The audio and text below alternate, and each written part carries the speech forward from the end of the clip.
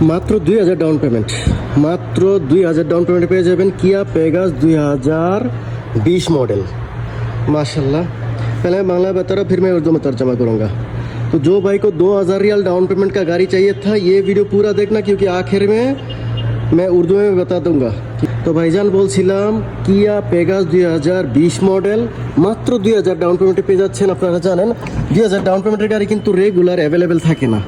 এই গাড়ি চলছে 2,29,000, দুইটি গাড়ি আসছে মাত্র 2000 ডাউন পেমেন্টে।